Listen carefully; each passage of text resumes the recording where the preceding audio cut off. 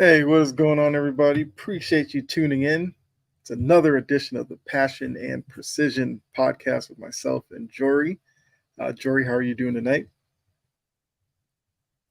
So,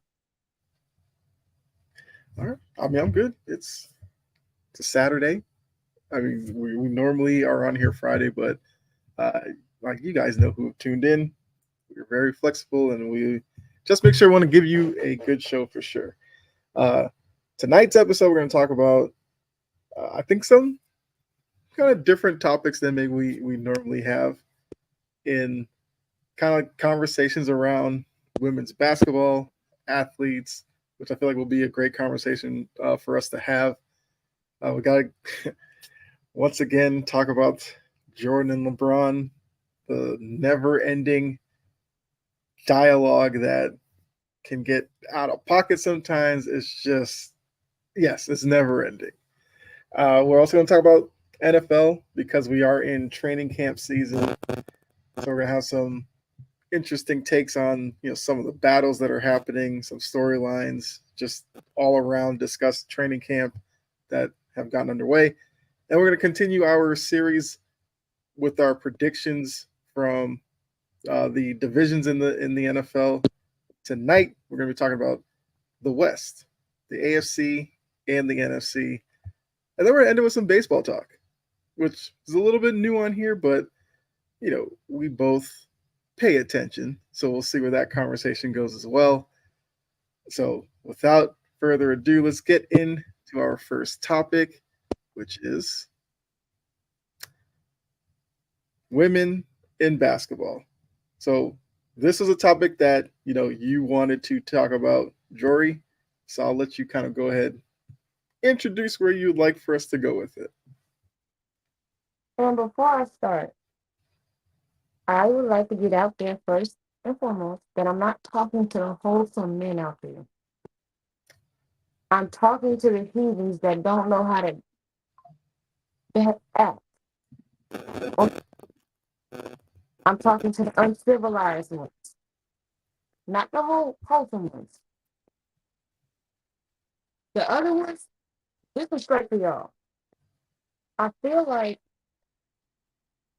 y'all take it is okay to give people compliments. That's not what I'm saying when I say this.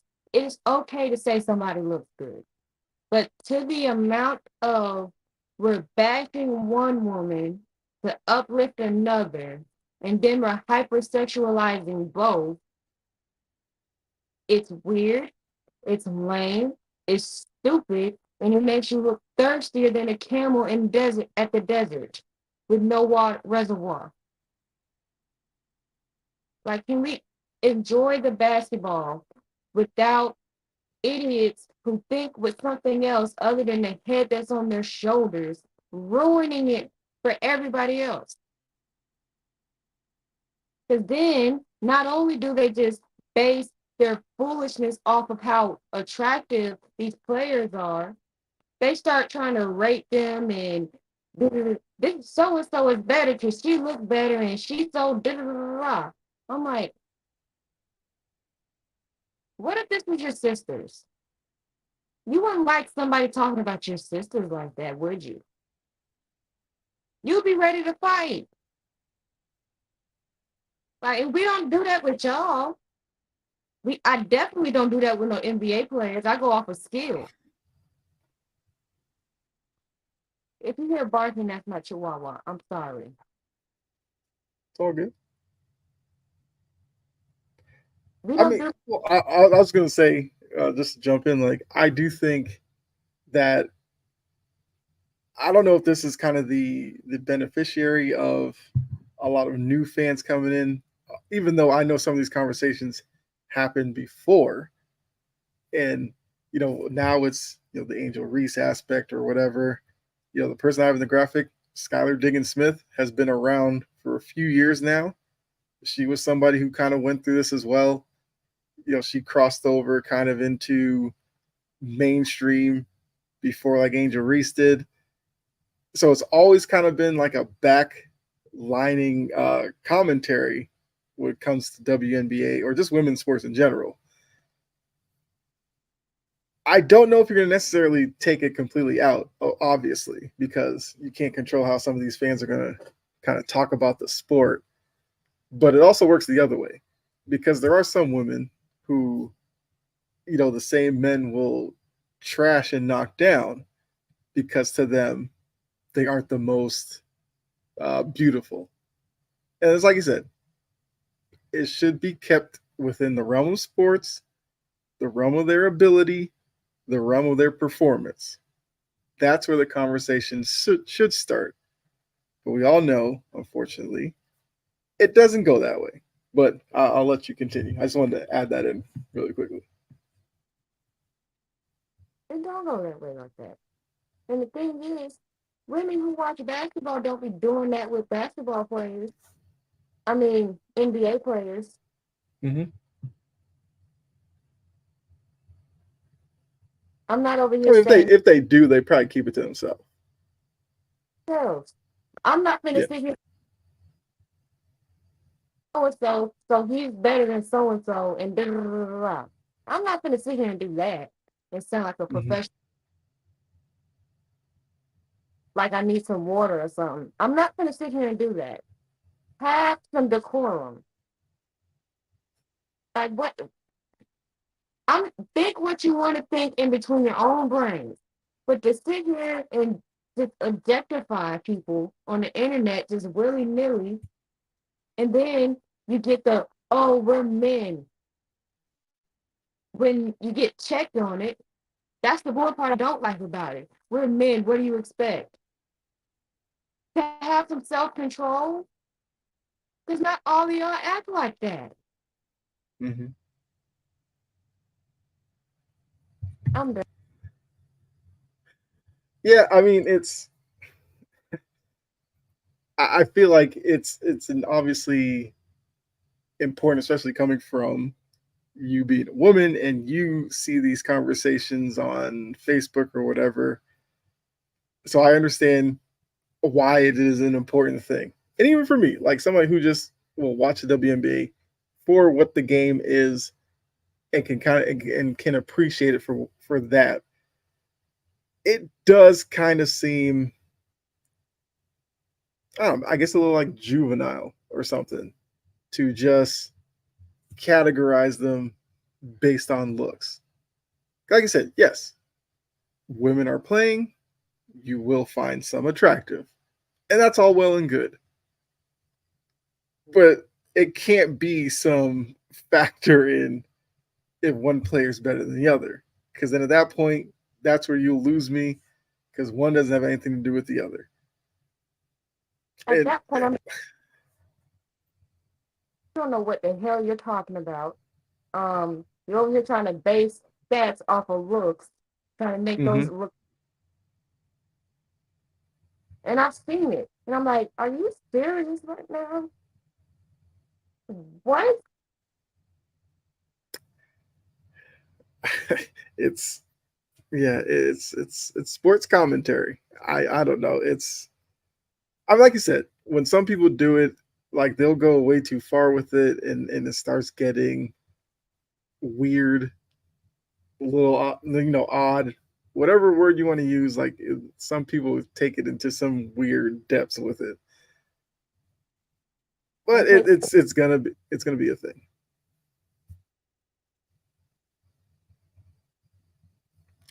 It's, it's guys. I mean, that's yeah.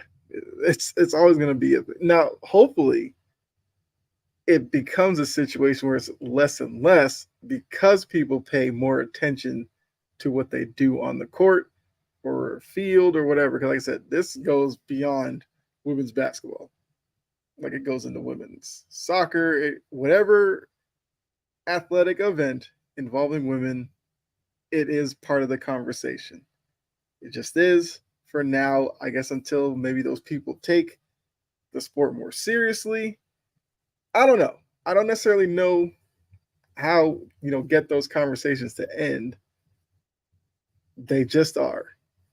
And I mean, like you kind of said, you have to think about it from also like if you are, I don't know, Skylar Diggins Smith and you're on social media, and you drop like 30 or something in the game, but you go online and all the conversations are like taking this picture.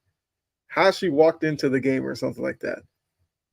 I mean, it might be seen as kind of diminishing her ability. But as we've seen, a lot of these WNBA players are kind of stepping in or crossing over into like the fashion world and all that kind of stuff, which once again, I guess opens them up to it, even though it shouldn't, because they're just trying to be them. They're trying to show some personality, which I can always celebrate in terms of athletes. I don't necessarily like them, cookie cutter and straight, towing the company line. I'm fine with athletes showing personality, and that's kind of what we're seeing in the WNBA with their pregame looks.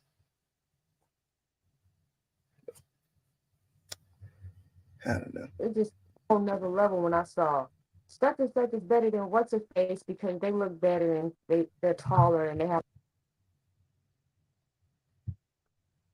I said, are we thinking with our heads here? The ones on top of our shoulders, not the other Mm-hmm. one. Yeah. I mean, I recently did a video on my channel, and because the subject matter involved like a certain player who isn't necessarily regarded as the best looking, a lot of people in the comments took it that way, like took it down that road. Talking about, oh, this one's masculine looking, whatever. And I've kind of set the precedent that I'll kind of respond to any comment under a video that I do.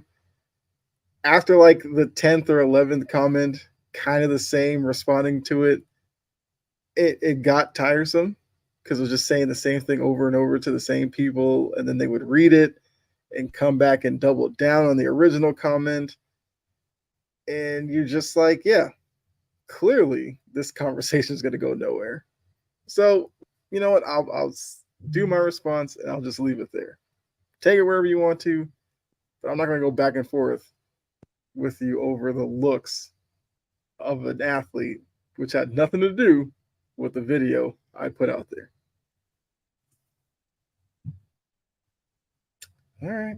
I mean, unless you have any last thoughts on this one, I guess we can move on to our next topic. All right. Well, let's have some more fun. The never-ending debate: LeBron versus Jordan. Who's the GOAT? Who's better? Who's done with the 90s? Who can't stand today's NBA? Who thinks one of them is soft? Who thinks one of them is an actual competitor? Oh, this one's this new scoring title leader. They're clearly the GOAT. It just goes to several places. I mean, now it's to the point where I saw this comment when LeBron was the flag bearer for Team USA. Oh, Jordan never did that. That means LeBron's the GOAT. Well, if that's what it takes for you to call LeBron the GOAT, then you can just back out of that conversation right now. And it's going to happen when, Bronny scores his first point in the game. Then it's going to be taken to, Marcus Jordan never doing what Bronny's doing.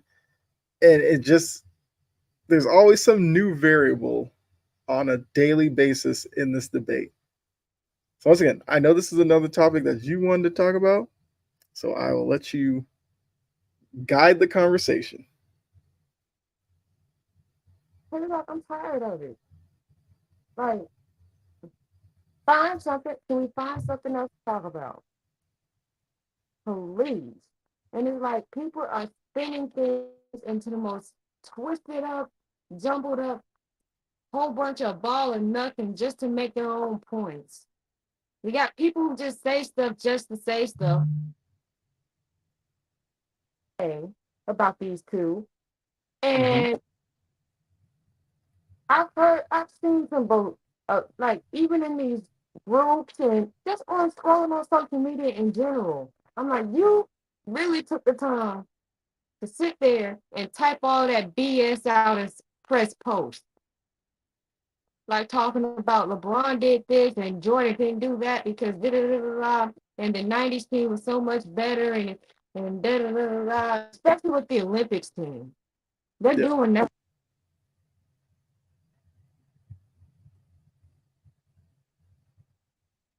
This team, da da da da, this team couldn't hold the '90s team to a strap or whatnot, and da da da da. I'm like, what?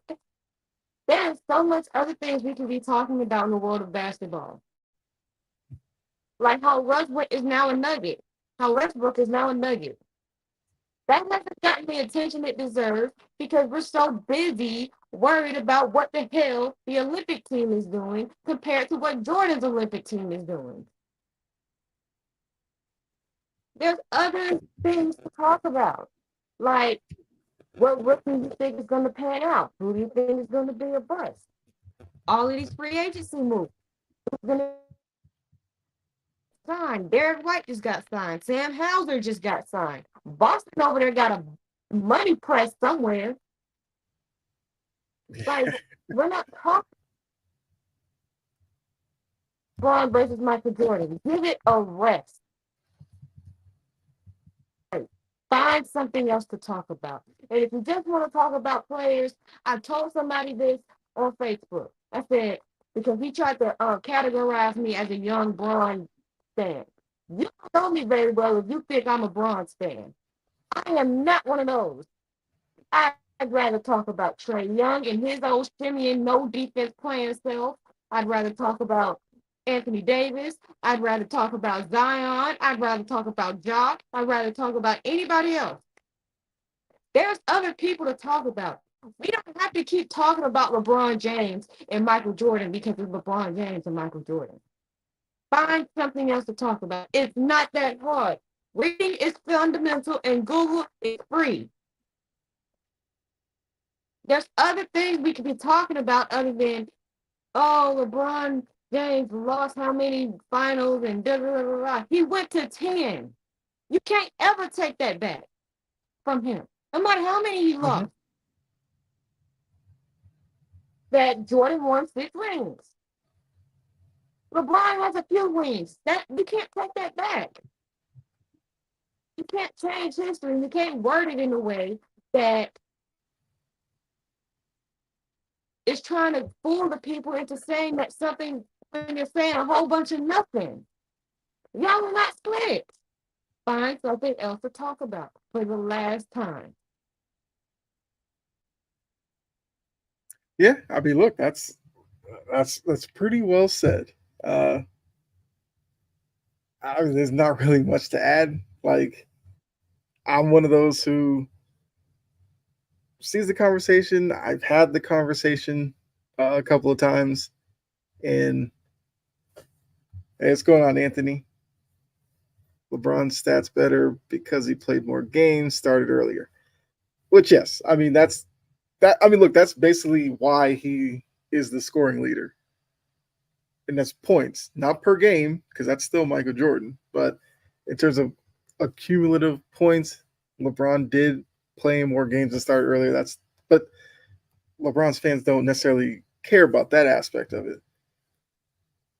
It almost seems like it's one sided, where LeBron people come up with a new criteria in order to defend their point of LeBron being the GOAT.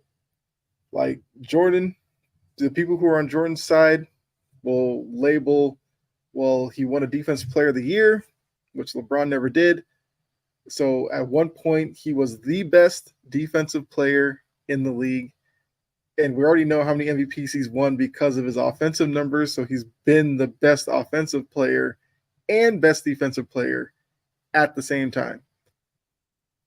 Now, yes, there was a year, I think the year when Marc Gasol won it, that a lot of people said LeBron probably should have won Defensive Player of the Year that year, but he didn't, unfortunately. So if you want to say it's some conspiracy against them or whatever, hey, what's going on, Trajan? Like, I'm sorry, I just can't go there with you.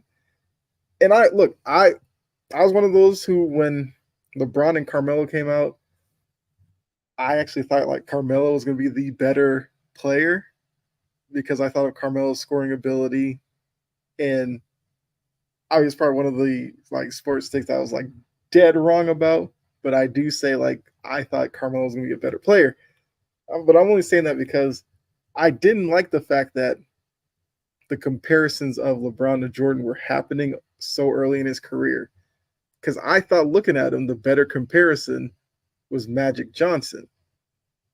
But then for some reason, LeBron people took that as disrespectful to compare him to Magic and not Michael because they had their eyes set on him being better than Jordan. So that's the only conversation they wanted to have, even though Magic Johnson was a great player in his own right. So comparing him to Magic is not some slight.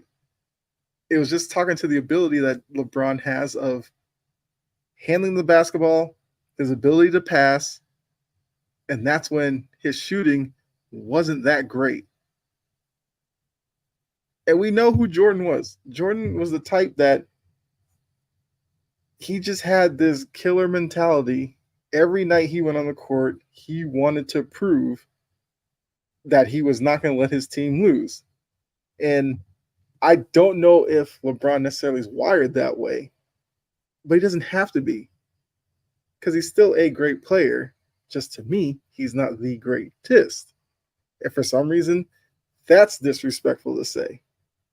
Like all the great players who played in the NBA, if you have LeBron somewhere in your top 5 or whatever, how's that disrespectful to say? But for a lot of people, it is. Unless if he's not one, he needs to be like 1B. If you say any other thing else, you're automatically labeled a hater. And that's the part of the conversation that I can't stand and why I like you said, I'm over it. I just can't. It's just hitting your head against the wall. Two things can be true. Michael Jordan was one of one, and LeBron James is one of one. Mm-hmm. So one of them. Yeah. Why And put even with that, oh sorry, go ahead, go ahead. this tight ass conversation when we know people have prerogatives and narratives that they want to spread about LeBron James being the best goddamn thing since sliced bread, and that's not true either. Mm-hmm. Like they get nasty, they get ugly. You don't agree, you're wrong, and you don't know what you're talking about. You're stupid. Da, da, da, da. All I'm saying is find something else to talk about. There's plenty going on in the world that's is worth talking about other than LeBron James versus Michael Jordan.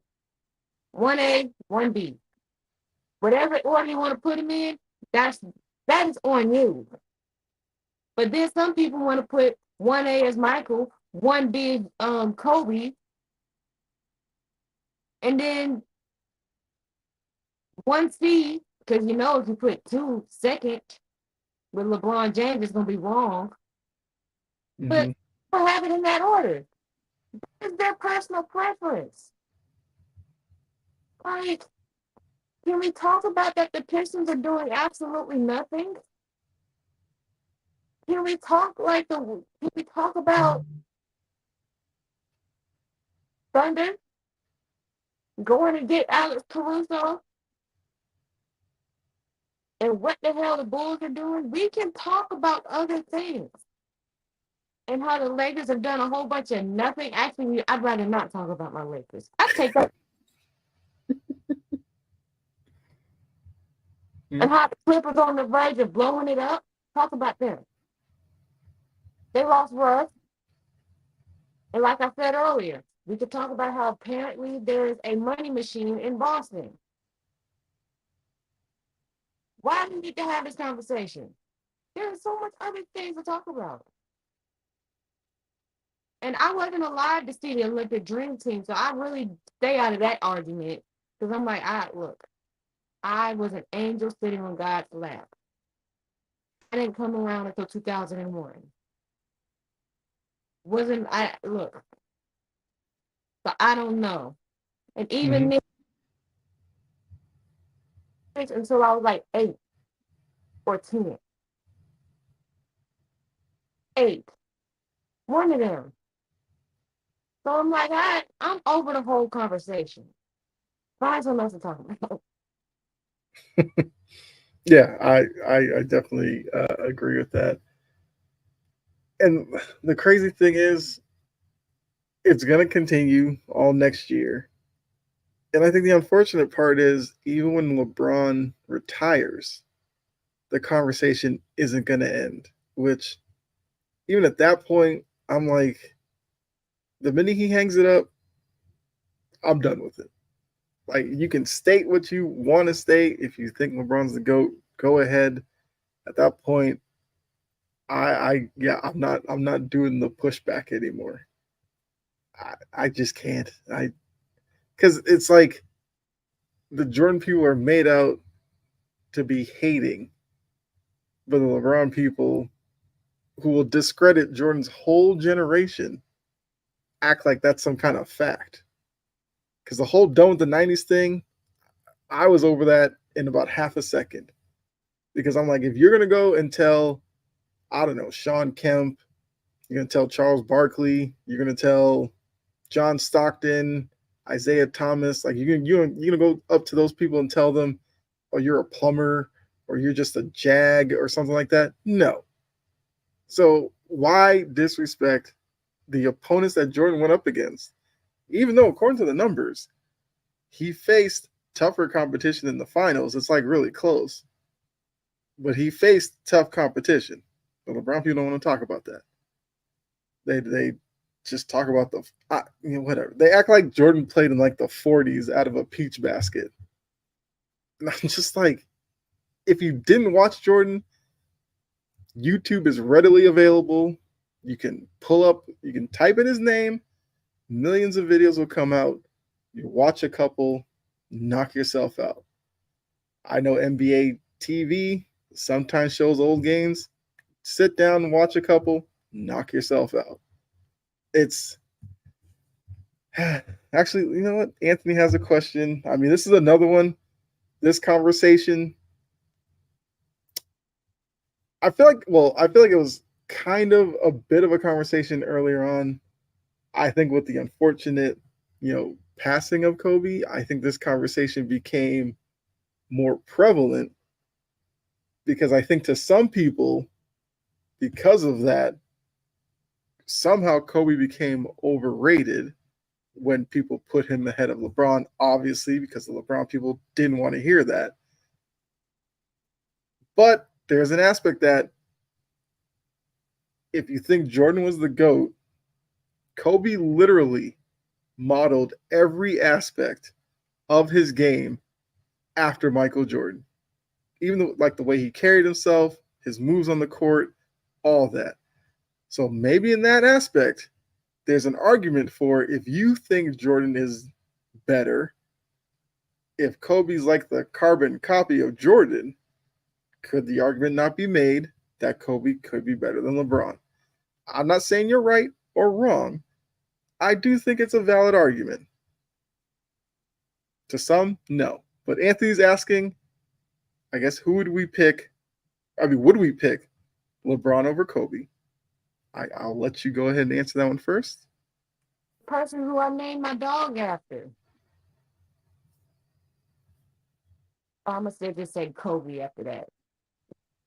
I ain't got no dog named King or King James or LeBron. My dog named Kobe. And for me, I know from the top players that I've seen in my lifetime, because I've never seen Jordan play. Well, the season that he retired in 2004, I was too little to even remember that. But I've never seen, like, in my lifespan, like my lifetime, the best two players I've seen play is one Kobe, two Bron. So I would do it that way, just for Mm-hmm. me. Wise, the top three is going to be jumbled up, mumbled up, jumbled up between Jordan, Kobe, and Bron. Then I'm gonna go with and then it'll fill itself out after that. But I'm picking Kobe over LeBron. I'm a Kobe girl.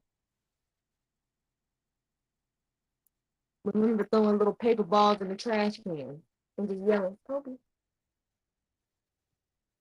Very true. You do yell Kobe. And I do think with you saying like, you didn't watch Jordan play, so you like preface your list with players that you've seen and you kind of go from there. I think that's a way to go about it as well. Cause I kind of do the same thing. Like I know the impact Bill Russell, Wilt Chamberlain, and all of them had. I've seen some of like their classic games. But I've also say like when I do my top five, whatever, wherever I slot those guys, it's only because I almost feel like I can't fairly assess them strictly off of a couple of highlights I've seen. Like I know Wilt Chamberlain was dominant back in his time. Like he was freakishly taller than everybody. Rules were made because of him, which I do think kind of helps his legacy. The 100-point game and all that. Like I know how great he was. Bill Russell, as a Celtics fan, I heard a lot of stories about him. I saw a lot of classic games with him in it as well. And, he wasn't like the same type of player as Wilt, but he was dominant in his own right. And in those instances, it is kind of generational. Like if I ask my dad, he'll say Bill Russell or Kareem or one of those.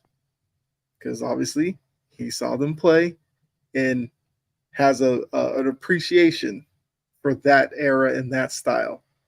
Like back then, it was seen as more team oriented. It was seen like a better game fundamentally back then, as opposed to now, where notice a lot of the younger fans love the pace and space of today. But you kind of put an older head to watch today's game, they may get frustrated with the amount of threes that go up. But to answer Anthony's question, because I've gone back and forth on this one as well, but I feel like I probably go Kobe slightly ahead of LeBron, only because, like I said, Kobe's determination and everything, like a Jordan, I think is something where at times LeBron falls short for me. But once again, you have to be Michael Jordan like, you have to be wired a certain way. Because that guy, between the poker games on the flights, the golf games on off days, that guy never turned competitor Jordan mode. He never turned it off. I feel like that's why he was the way he was on the court. I think for LeBron, the minute he steps off the court, I feel like he becomes LeBron. And then when he's on the court, he's just, I don't know, his demeanor is just different. And from the outside looking in, like sometimes I find it frustrating to see LeBron, like certain late game situations, stay away from the ball or something like that. Because in the back of my mind, I know Jordan wouldn't do that. So that's kind of where I guess splitting hairs for me is why I go like Jordan over LeBron. And because of that, I kind of go Kobe over LeBron. I mean, Anthony, you asked the question. I guess who do you have? True. Trash can throwing Kobe when I make it. When I miss, I say Bronny. Okay, that's okay. I see what you did there. Also, I didn't want to skip over Trajan's comment here. Don't like the Anthony Edwards Michael Jordan comparison I kept hearing about. Yes, I thought that was wildly unfair to Anthony Edwards. That just because they beat the Nuggets, that all of a sudden they're like, he's got that Jordan in him, and he's the face of the league. Oh, he's the best player. Only for them to lose in the next round, and then the conversation went away when he had like that 3-4 game stretch where he really struggled. We no longer heard the Michael Jordan comparison or face of the league stuff. And that's another thing. Like today's media, they jump at the opportunity way too soon. I mean, I guess Jordan, what's your thoughts on Trajan's comment? Like, let the man earn it. Let him earn some first before we start comparing people to Jordan. Like, let's not sit here and just get loose with the tongue. 'Cause that's just what I call it. Just loose with the tongue. Just saying stuff. You ain't a brick like Kobe. Period. Ain't a brick like Kobe. Kobe Are you is talking about this? you, in the back to the LeBron over Kobe thing. I know what Kobe and Michael Jordan ain't doing, flopping. So we gotta stop comparing people. Stop with the Kobe comparisons. We gotta stop with the Bron comparisons. We gotta stop with the Jordan comparisons. Let these kids who aren't that much older than me, by the way, some of these some of these players are young enough to be my high school classmates. Let them earn it first. Let them earn it. Like we've seen flashes. Let us see it consistently. Let us have these great seasons consistently from these players before we start giving them the Jordan title, the Kobe title, and the Bron title. Let's not do that.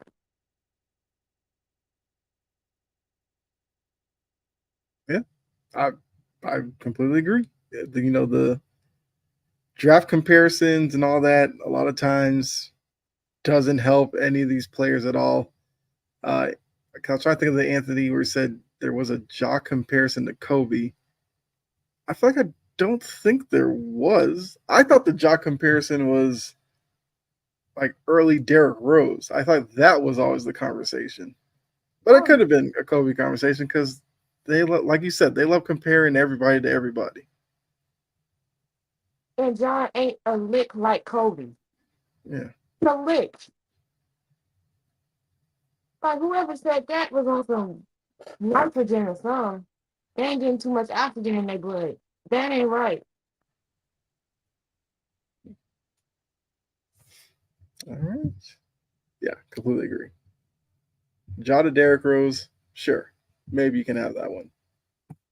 But yeah, the Kobe one's way out of bounds. All right, let's keep it going. Good conversation so far. We're going to switch over to the NFL and we're going to start with training camp. So with this, we're kind of looking at training camp predictions in terms of like storylines that are kind of big deals in training camp. Because I know Anthony asked about like Jordan Love getting his big contract after only 18 games. That may work into this conversation. Mm-hmm. And once again, I will let you go first. What's, I guess, some of your observations and predictions? Um, I know where that I now know where Jerry Jones lives when he said he's all in. He's all in on watching his team implode. Because that's what's gonna happen. You got CeeDee Lamb not showing up. Dak is on a lame duck contract. Mm-hmm. Mike wants a contract. Mike McCarthy is on a lame duck contract. You're gonna have to make a decision on DeMarcus Lawrence because he's borderline getting too expensive to keep. You still got other people to pay. It's Zach Martin's last year. So what he means by all in is it's just all or nothing right now. Because but they ain't done much. Because they're gonna trust the left side of their line to rookies.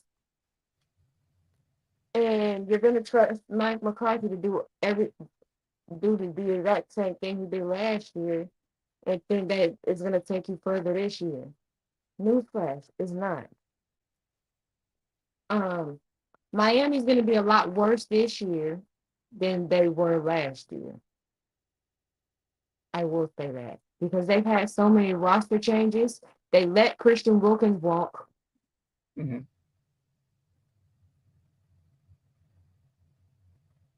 You heard it here from me first. That's going to be a mistake. Cowboys are in trouble. I'm responding to Anthony right there. Um, let's see. But Tua got his money though. He got his money though. And you got both of it. You got to figure out what you're gonna do with Tyreek. And they look good right now, but Mhm. Miami got to prove it after it gets. Let me get it right. Miami got to prove it when it's below 40 degrees. I I don't trust the Dolphins because they're such a warm weather team. And the thing is, they're in Florida, and Florida got some bipolar weather too. So why do they not play well when it's anything but sunshine? That the state of Georgia is cool weather. Like once we get into like August, September, and October, you're gonna feel all four seasons in a day in both states. So what act like they don't know how to play football when it's a little chilly, when it's a little nippy. Get used to it. Um oh, the 49ers, I noticed they on their last leg because they're not gonna be able to pay everybody. Brandon Ayuk is not happy. He showed up, but he ain't happy. And the way if I'm Brandon Ayuk, I'm saying get me out of here by the trade deadline because I'm like, you decide to pay everybody else but me. And I'm the one you throw to the most, arguably the most. So there's a lot of scrutiny going on with the 49ers because I don't.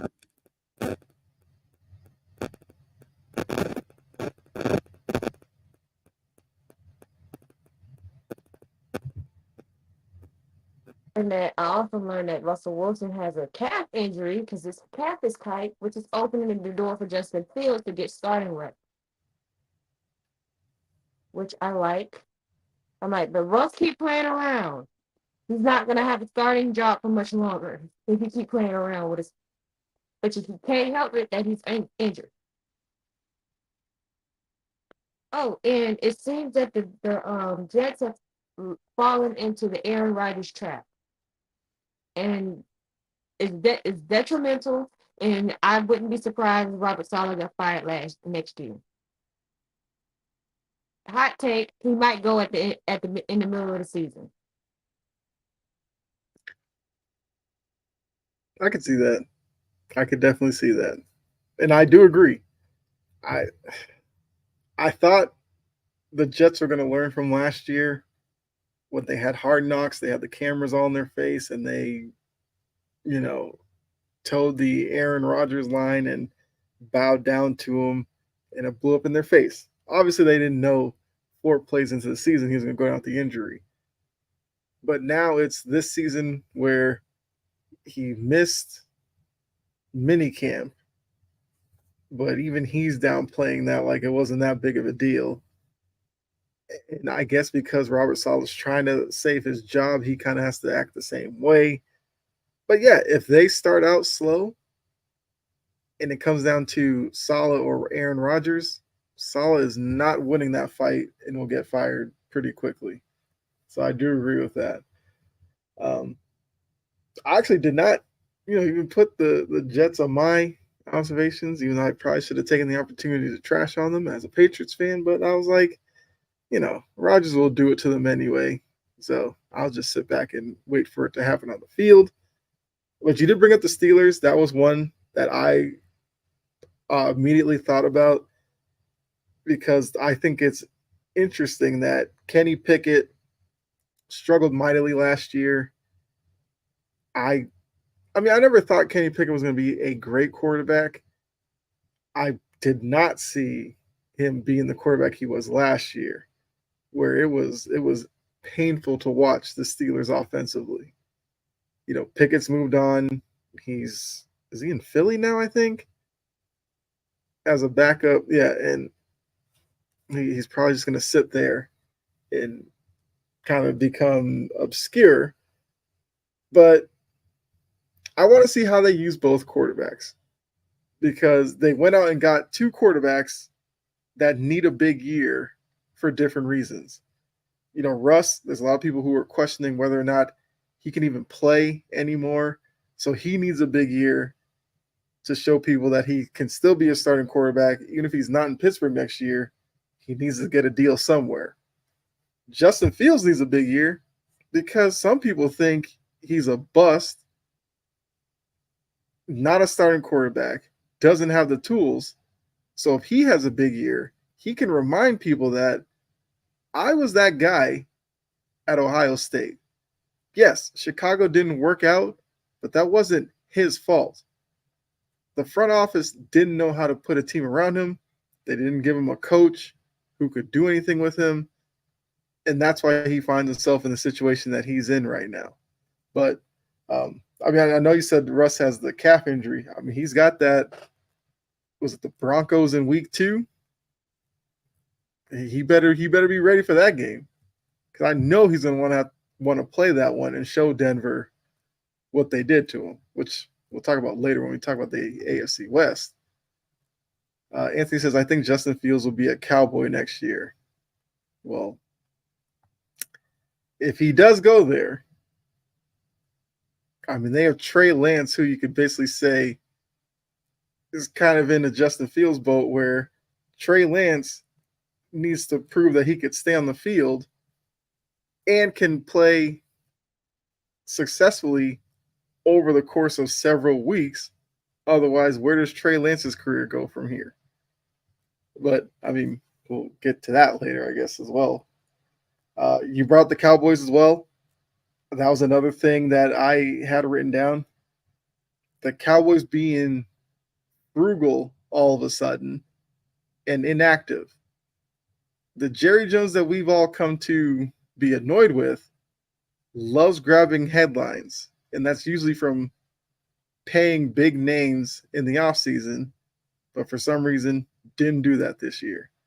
He usually takes care of his own guys, the ones who bring him attention. Didn't do that this year. So I don't know what's going on in Dallas, but it's intriguing to see how it plays out during training camp. I had the Chargers written down because the offseason, they bring in Jim Harbaugh, and then they take Ravens players. They took Gus Edwards and J.K. Dobbins, and they have Greg Roman as the offensive coordinator. So they're basically previous regime Ravens now out in LA. And we know Jim Harbaugh loves to run the ball. So I want to see what that does for not only, I guess, him coming back into the NFL, but what does that do for Justin Herbert, who it almost seems like with each passing day becomes more and more forgettable. Yeah, in terms of the quarterback market and the quarterback hierarchy, we rarely hear anybody talk about him, but he is a pretty talented quarterback, which once again, when we get to the AFC West a little bit later, we'll probably bring him up. I know you didn't bring them up, so I'm going to bring them up. I am intrigued with the Titans. Now because I figured you probably were going to, so I will, I guess, jump the gun. You're adding Ridley to a wide receiver group that I feel like pretty good. Yes, you move on from Derrick Henry. You bring in Pollard, who, the Cowboys tried Pollard as a number 1 back. He's not that. He works better in a shared backfield, which he'll get in Tennessee with Spears. They've also made the move with Callahan as coach. His dad for the O-line. His dad is like an O-line guru. So I'm interested to see what a second year with Will Levis, seemingly with the direction of make Will Levis successful. How does he now play within that system? I think it could be really interesting what they do in Tennessee this year. And then I had the Falcons. They pushed out Desmond Ridder, actually got a live body for him in a wide receiver. That's a win. Go ahead. The fact that they got a live body for Ridder is a win. Yes, and wide receiver, I always thought was a sneaky need because you had Drake London, and across from him, not really much. I mean, you have Kyle Pitts, but he's tight end position. I think Moore, well, Rondale Moore, but I think he can be a good complement to Drake London. They also got Darnell Mooney in the offseason as well, which, if he's your third or fourth wide receiver, that's an upgrade over what they had. You have Kirk Cousins, clearly an upgrade over Desmond Ritter. So I'm intrigued by what Atlanta potentially could be. But as somebody who's now been in Atlanta for a while, still the Falcons. They have ways of turning what should be a good situation into a bad one. Now that's going to be like Raheem Morris and his staff and what they can do. But those are the teams that I wrote down. So since I did bring up the Titans, I'll give you your moment to talk about your Titans as well. I just want to say that as far as Desmond Ritter is concerned, my dog Bella could be a better quarterback than Desmond Ritter. And she's a Chihuahua. Um, you did not mention the one thing you didn't mention. I did want to mention is we did end up getting a Woozier, who was a Bengal last year, and we traded for L'Jarius Sneed. Mm-hmm. I feel it's like the energy is fresh around my team. Because I'm like, they're building the team around Levis to give Levis the best opportunity. And we're still in the market for a safety, even though we just signed Jamal Adams, who's more of a depth piece than anything. But he's going to have his packages because he can still sack the quarterback. And I need help getting to the quarterback. And then you have the draft picks of, you got Latham, who's about between Latham and Tavondre. That's 700 pounds right there between them two. So I'm like, I feel quite happy. And then we got the Ravens special team coordinator as my defensive coach. And speaking of the Feather Brains, y'all didn't do much. You lost a bunch of players and coaches, but you signed Derrick Henry. Congratulations. Y'all want a cookie? And then to the Jaguars. Y'all gonna miss Calvin Ridley. Y'all trashing him now because he's a Titan. But I've heard that Trevor Lawrence threw 3 or 4 picks. Justin Simmons, his asking price is probably a little too high. Because we still got other things that we need to do with our money instead of just overpaying for people. So if he gets to lower his price, I feel like Rand will be able to get a deal. Diggs, I think Quadre Diggs is still available as well. So that's some options. Yeah. Also, didn't for some reason I'm thinking, did the Titans get Kenneth Murray from the Chargers? Sorry, I saw something. I think so. Hold on. Let me put it in Google.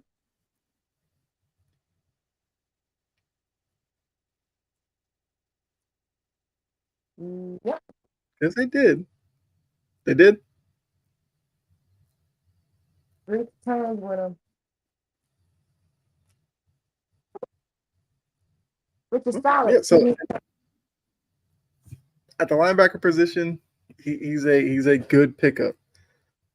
I mean, it may be something that if the Titans show interest in Justin Simmons, he may be willing to come down from the price because of the perception. Kind of like you said, and look, it's not a slight against Mike Vrabel because Vrabel is, he's got Patriots ties, so I love him as a coach.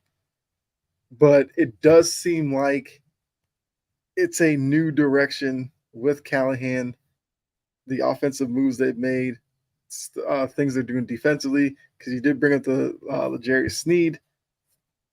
That is probably one of the underrated moves of the offseason. And he had a good career with Kansas City. So if he takes that to Tennessee, I mean, who knows? Who knows? I mean, look, we will do AFC South probably next week or the week after. and we'll probably obviously deep dive more into the moves of Tennessee and the other teams. But um, yeah, I feel like we touched on training camp a little bit. Now we can go into NFC West. So those of you, if you are new to our show, last week we started our preview with the North divisions of the AFC and NFC, kind of going through talking about the teams, what they did, what they didn't do, uh, predicting some wins. But we're going to continue with the West divisions now. So we got the NFC West. Obviously, the Niners have been the class of the division past couple of seasons, but it looks like this year the Rams could push them. Rams first season without Aaron Donald as he retired. You also have the Seahawks, who, when like Geno Smith first got there, seemed like they were kind of a media darling because everybody wanted to see Geno Smith do well. But last year he kind of went back to bad Geno. So it's kind of cooled down on the Seahawks, but they bring in Michael McDonald from the Ravens, which I think has energized that fan base. And then you have the Cardinals, who they got Marvin Harrison Jr. So that's something. But we're looking to see like who Kyler Murray is. Is he a better pro? And if he's not, they're probably in for another rough season. But if he could, I don't know, if there's one season that he gets up out of bed, something clicks, he becomes a better quarterback, maybe the Cardinals could be onto something. But so Jory, I guess your thoughts on the NFC West. So I got my notes because it took me forever to do this. Uh, Mm-hmm. like, of course, I'm going to have the 49ers winning the division, but look out for, because if I'm looking at the schedules, look out for the Rams, and you can look out for Seattle because Seattle does not have, hold on,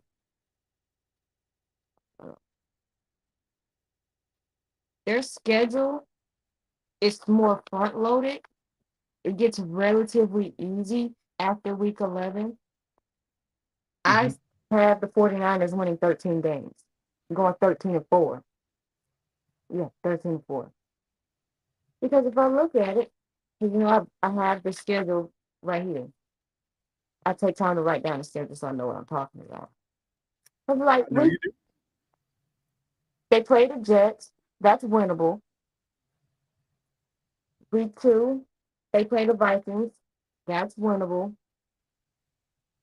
Week 3, they are at the Rams, so that might be a little toss up, toss up right there. Because division in the division, you're gonna play each other tougher.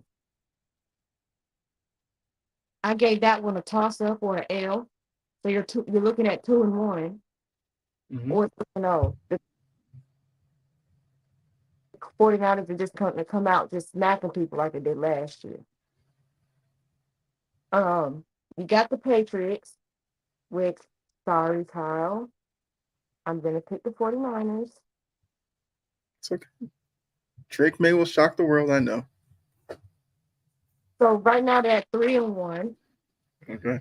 Then they're playing the Cardinals, 4-1.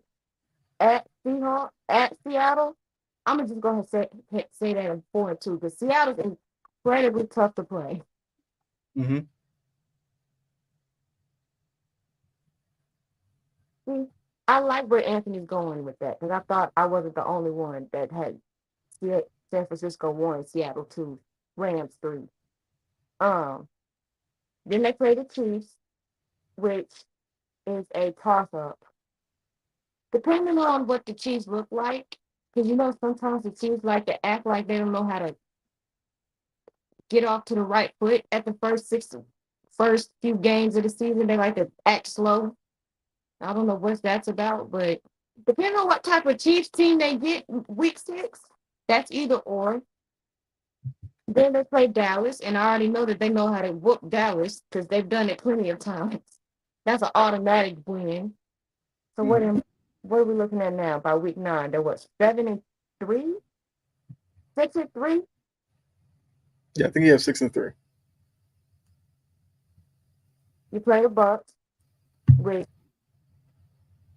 they're the Bucks. I don't respect them. I'll give that a win. Versus Seattle at San Francisco, that's a dub. Um, at the Packers. Now I kind of want to change my prediction to 12-5 because they could lose that. Okay. They really could lose that. At the Bills, I think that's a win. Versus the Bears, that's a win. Home versus the Rams, I have them splitting that series, so if they lose at the Rams, then they're going to win at home. Um, at the Dolphins, it's November, but it's in Florida. I don't trust the Dolphins in November, and it's that one. Hmm. If it's anybody who's going to get their lick, it's a victory versus the Cardinals. So I actually have them at 11-5, 11-6. That's Yeah, it'd be setback. 11-6. Yeah.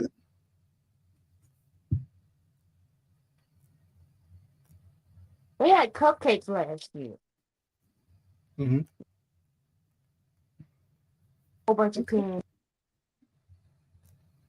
teams that I know that they're probably going to end up playing well at that point of the season. So I still have them winning the division.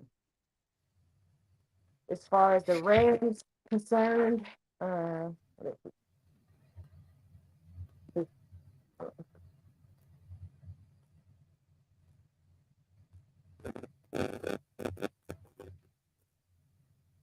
oh, I did want to say is that Scan is going to be under some scrutiny because they're not going to be able to keep that Yes. team together. But they have an early bye week, which is probably going to make their schedule a little bit more difficult to get through. And they have a tough schedule after weekend. And Yeah. off season, but they're getting key starters back with from injury. And if I pull up that schedule, I have them losing week 1 because they're playing the Lions. I think the Lions are a better team than the Rams. I have them winning versus the Cardinals. I just think the Cardinals are a bad team. I Yeah. think last year they managed, but if they stunk last year and they ended up beating both Dallas and Philly, so I could be wrong here. I have them winning week 3 versus the 49ers because that's at home. Um, Winning versus the Bears. I have them losing versus the Packers because I think the Packers might be slightly better than the Rams. It depends Hmm. on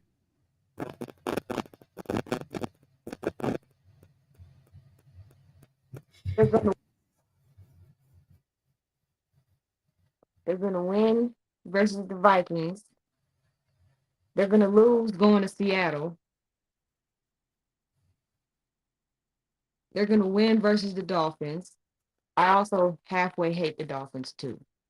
I think they're overrated. Um, I can see that. Even I have the Rams going to New England and losing because they're just that type of team that just drop a random game for no reason.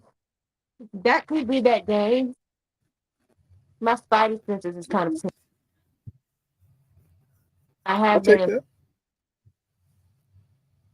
versus the Eagles. I think the Eagles are going to be a much better team than they were last year. Coaching is different. Coaching is a big difference. Um, Winning versus the Saints. Winning versus the Bills. You could tell I'm tired of Josh Allen and the overrated Bills because I literally want them to lose every game. Um, losing versus the 49ers, winning versus the Jets, winning versus the Cardinals, and winning that week 18 at home versus Seattle.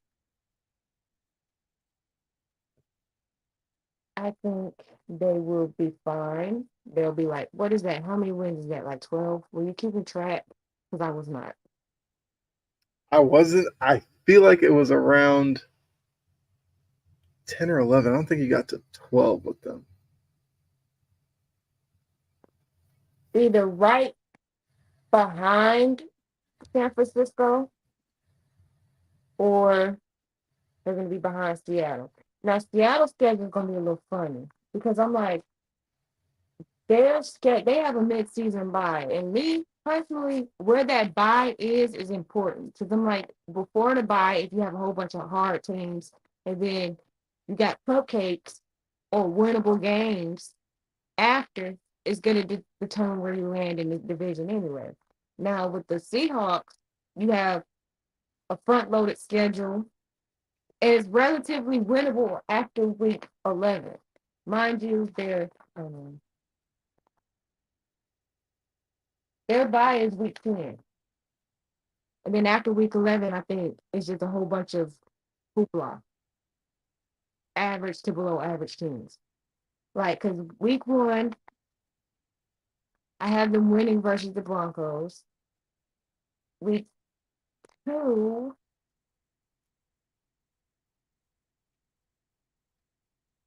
I forgot. The NFC West goes against the whole AFC East. I forgot about Yes. that. Just noticed that I'm like, I've said the Patriots by 5 times already.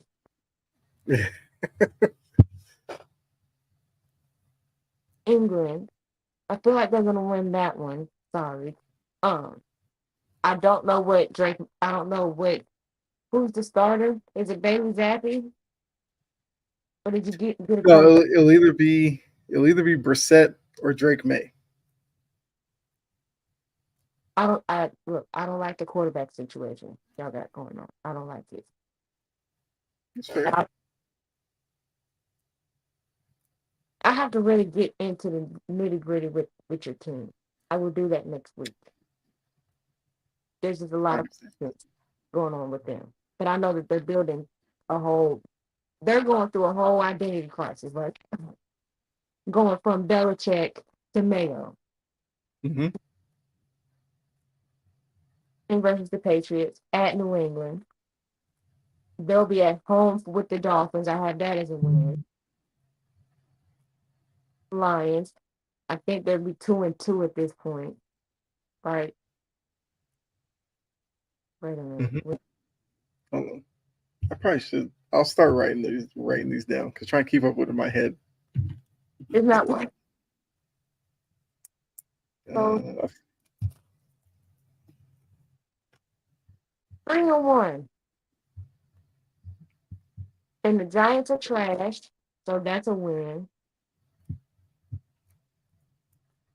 I have them winning versus the Falcons.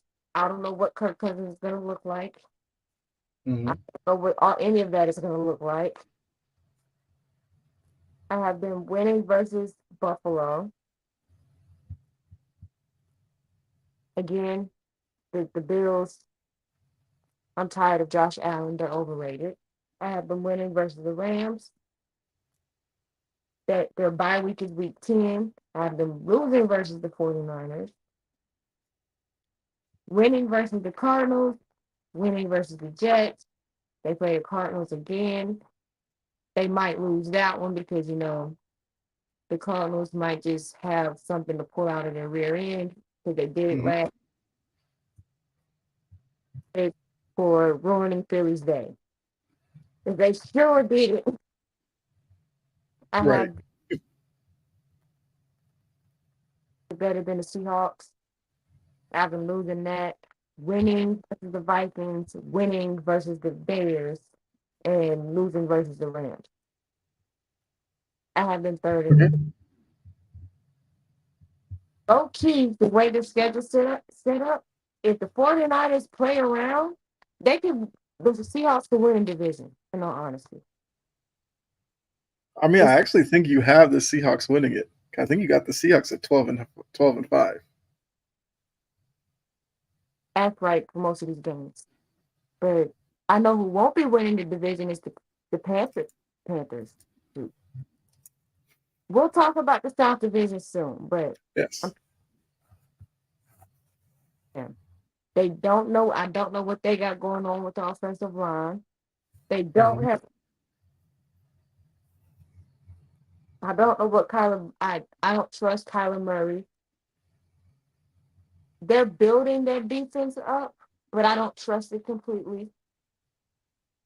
So I'm like, look, they're gonna be last until they actually show me that they can make some changes because their schedule is not hard, but it ain't the easiest thing in the world either.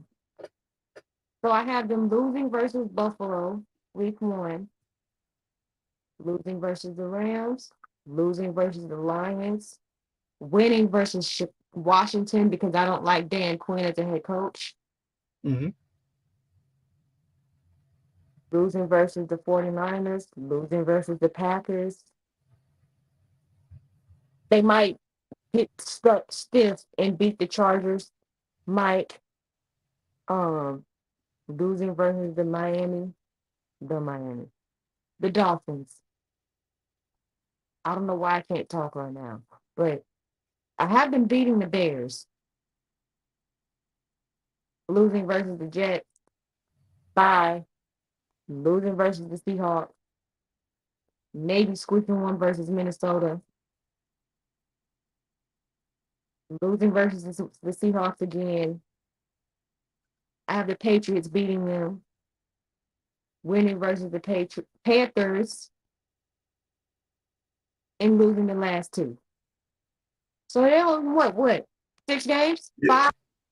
You have them as a 5-win team. Rightful reason to think that. And before I go into, I need some water. Okay.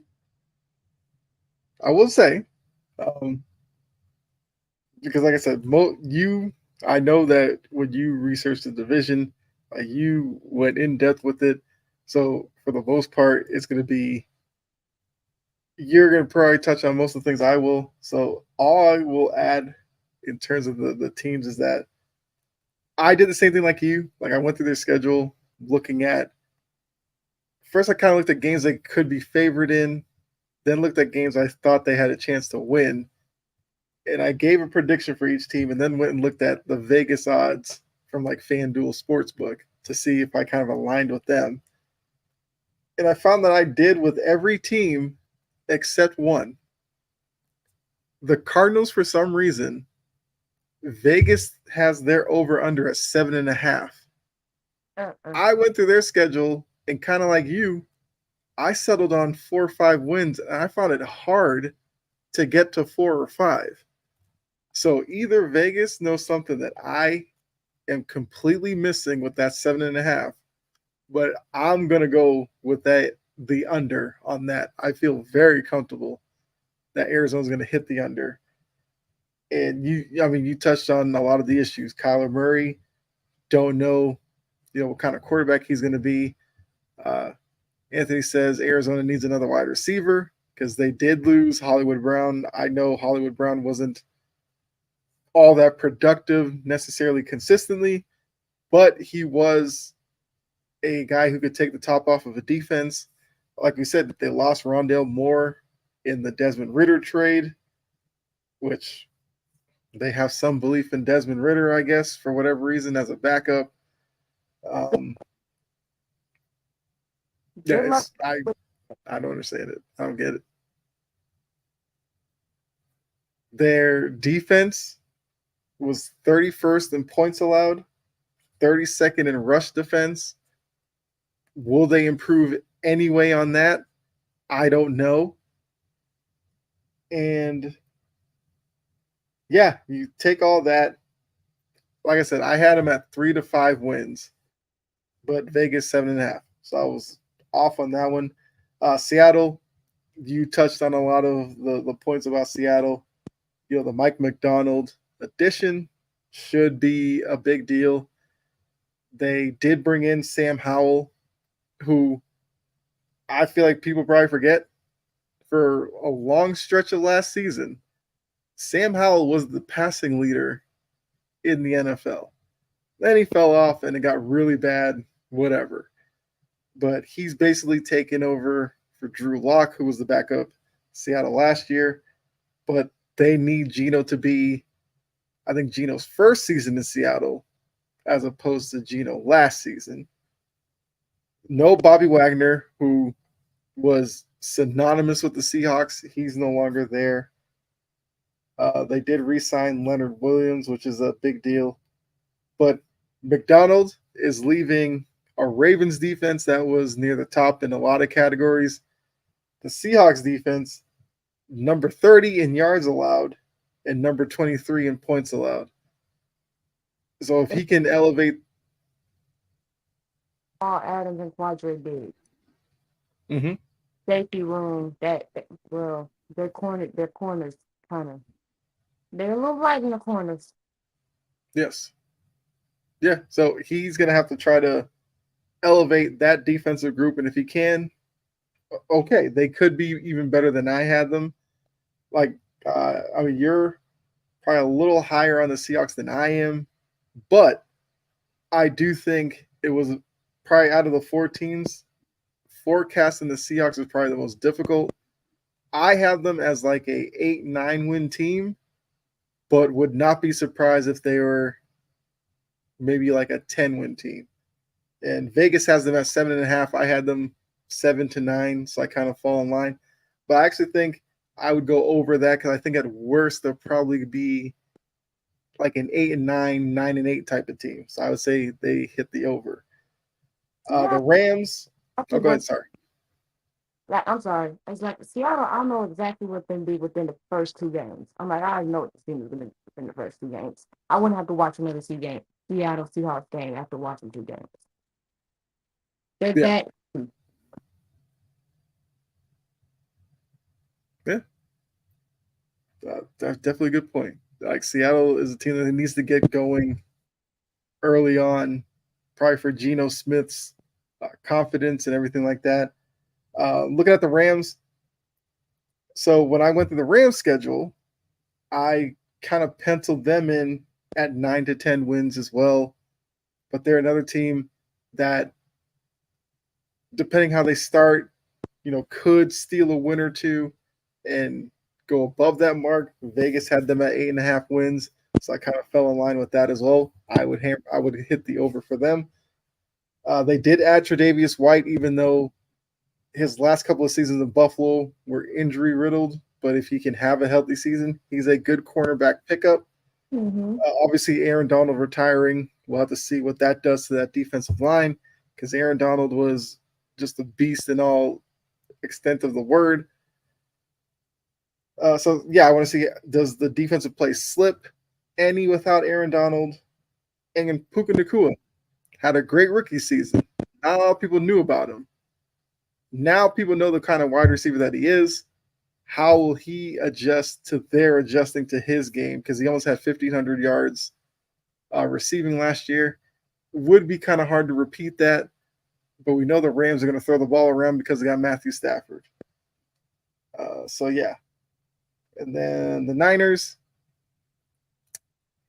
they added Devondre Campbell. Good pickup for them. They also added Leonard Floyd. Leonard Floyd's been a little up and down, but I'll take that as a positive because we know when it comes to San Francisco and their linebackers, they usually know how to put them in best situations to be successful. So I'm going to assume that they do the same with those two. The biggest losses, Javon Kinlaw, they're losing him on that defensive line. And Chase Young, even though Chase Young's time in San Francisco was kind of like much of his career, he'd have a good performance and then disappear. Good performance, disappear. very inconsistent last year to the point where the Niners basically benched him for a little bit. But the biggest question I have for them is, can they actually finish the job? They've been knocking on the door for years now, and this goes to like you said, at some point, somebody's gonna have to ask Shanahan or ask of him, can he get this group over the top and win a Super Bowl? Because they have some serious conversations to down the line. George Kittle's not getting any younger. Ayuk basically has 1 foot out the door. Debo, if you took those two away from him, how good would he be? If you start taking enough pieces away, what does that do for Brock Purdy? If the offense slips, what does that do to this defense? Like, this could be a boulder going down a hill if you start peeling some of these pieces away. So if this is their last shot with this group, Shanahan better get it done. So I do have them as an 11 to 13 win team. Vegas has them plus or minus 11 and a half. So I'm over on every team except the Cardinals. I don't see the Cardinals getting to 7.5, which means they'd have to get to 8 wins. If the Cardinals win 8 games, Jonathan Gannon should get Coach of the Year. I absolutely agree. Now the AFC was a little different. Yeah, we can go there. There we go.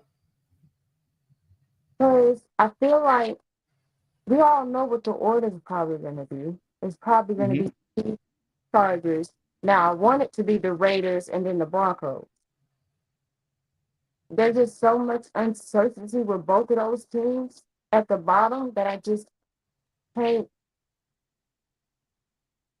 really make my a prediction. But I want it to be the Broncos because I don't like Sean Payton. And I think that karma needs to hit him right where it belongs. Because who are you to treat people like that?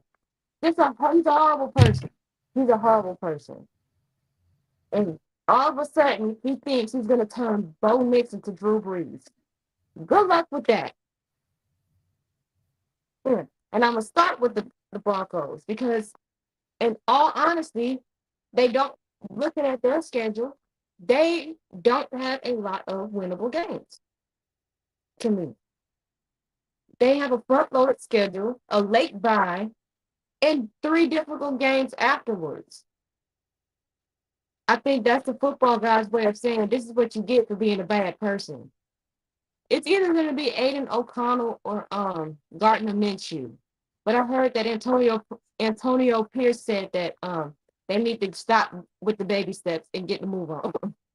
So he's pushing them along.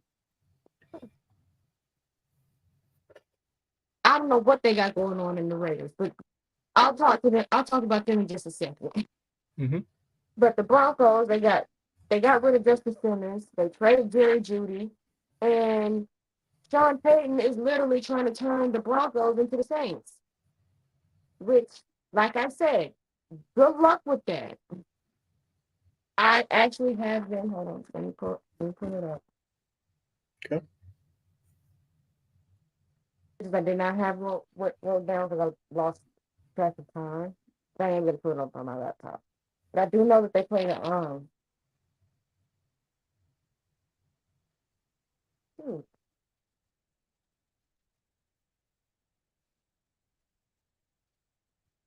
so they're at Los Angeles week 16. I have them losing to the Chargers both of those times because I want them to, and I feel like the Chargers might be a little bit better. Mm-hmm. I have them losing both games to the Chiefs because it's the Chiefs, and duh. Uh,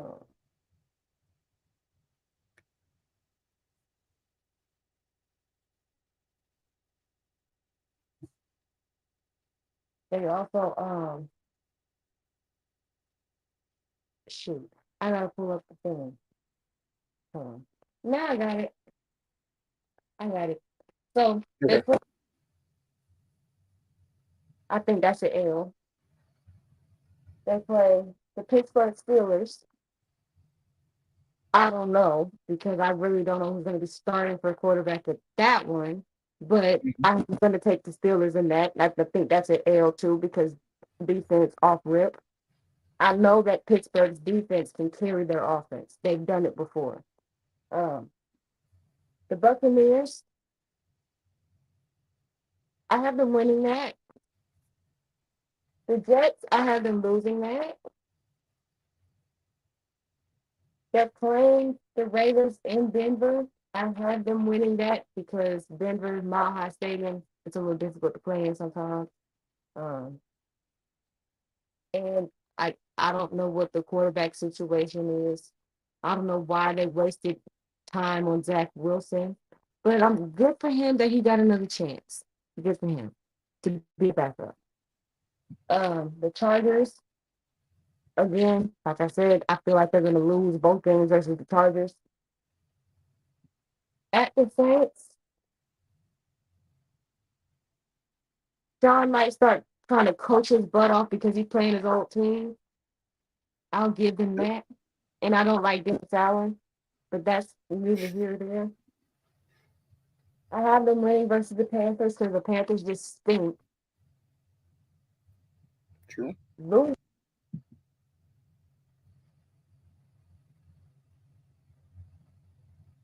hell, losing versus the Falcons.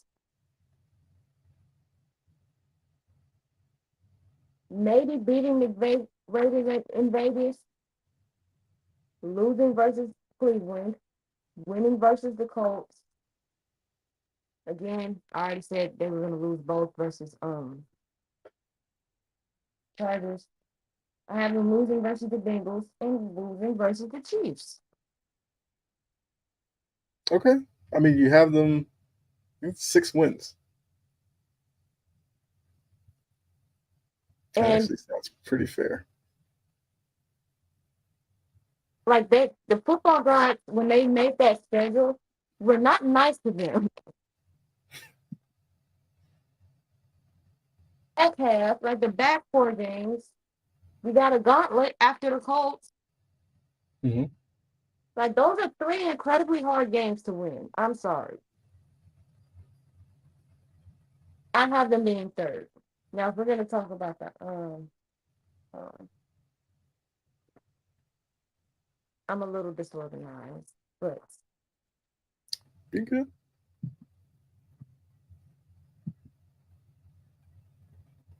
Raiders having a rookie head coach, the football guys weren't ready for them either. Weren't really good for them either because until their bye week, and after that, the schedule kind of levels itself out in a way. They ended up losing Josh Jacobs, which I feel like they'll feel bad, but they added Christian Hmm. Wilkins. They did address the offensive line. I had them really at 8 and 9. Let me see if it is 8 and 9 because I might change my predictions at the because I always change something. But I have them losing the first two because they're playing at the Chargers, at the Ravens, winning versus the Panthers. I feel like Deshaun Watson's still gonna be I don't know who. We'll get into the Chargers in a few seconds. Give me 3 minutes and I'll get into the Chargers.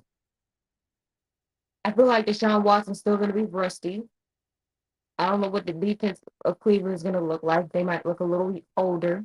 It might take them a little bit to get going. So I'm gonna pick the Raiders to win that, so they'll be 2-2.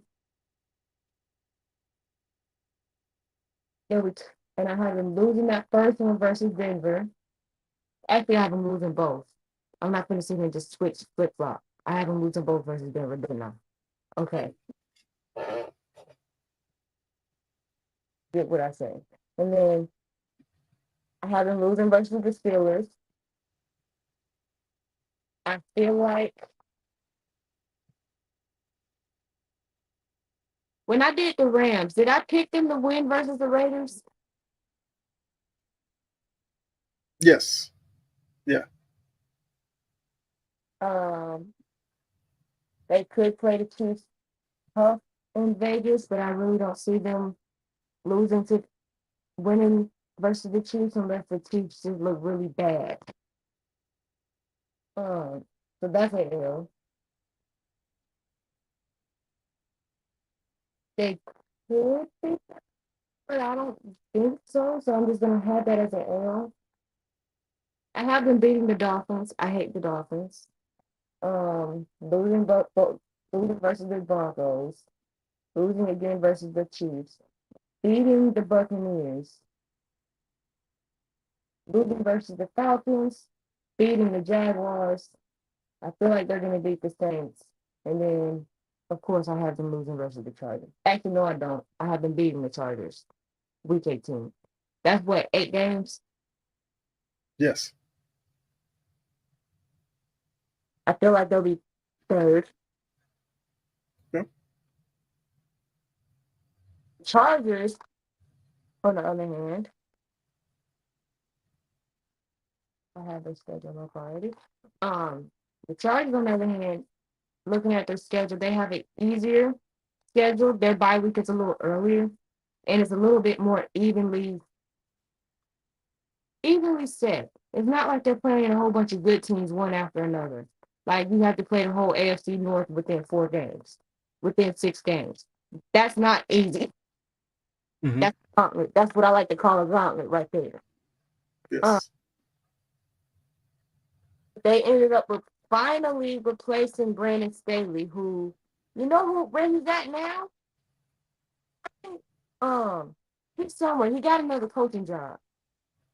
I found this out. I think he's a Really? shoot. I'll look it up for you. I He was is. he's an He's the assistant. assistant head coach for the Niners. So he's Oh, that's interesting. Okay. talent, Keenan Allen, Quentin, what's his face? Um, the rest of them. And they pretty much good at the defense minus Nick Bosa. But they did draft pretty well. I actually have the Chargers going 8-9 too. Or they can go 9-8. I feel like the Raiders and the Chargers could flip flop. But uh, let me go into that. Because I have them winning versus the Raiders week 1, winning versus the Panthers. I feel bad for Bryce Young. We'll get into that next week. Yes.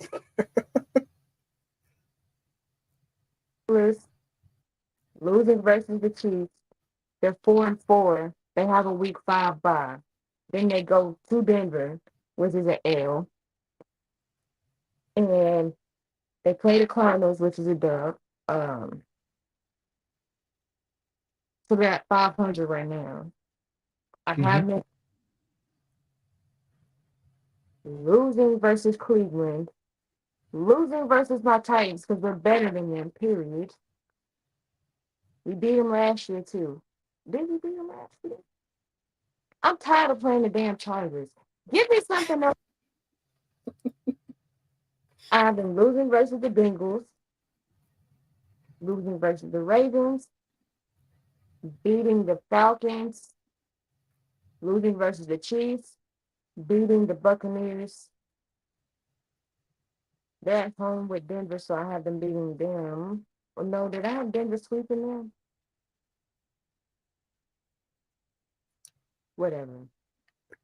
I think I know you had Denver sweep the Raiders. I think you had them splitting against the Chargers. So they're winning this one and they lose the one in Denver.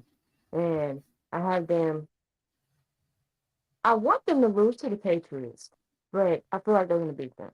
Now, if they do lose, I'd love to see it. And because the Raiders and Chargers don't like each other, and they always going to play each other tough. So that's what not Hmm. eight Yes, I believe that was 8.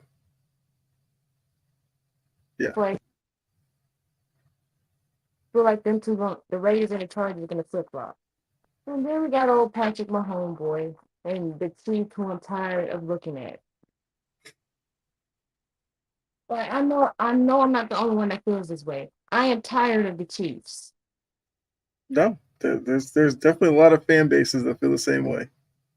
And it's about the same fatigue that I got with watching the Patriots. Like I'm so tired of Tom Brady. That's how I feel about Patrick Mahomes right now. Like I said, you would not be alone in that. Like the whole thing with me and the Patriots, I'm like, I used to hate the Patriots. I did because I'm like, will y'all sit down somewhere? I'm tired of looking. I was tired.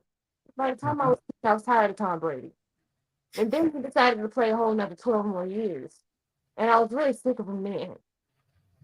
But I couldn't hate the man because he was so great. That he was.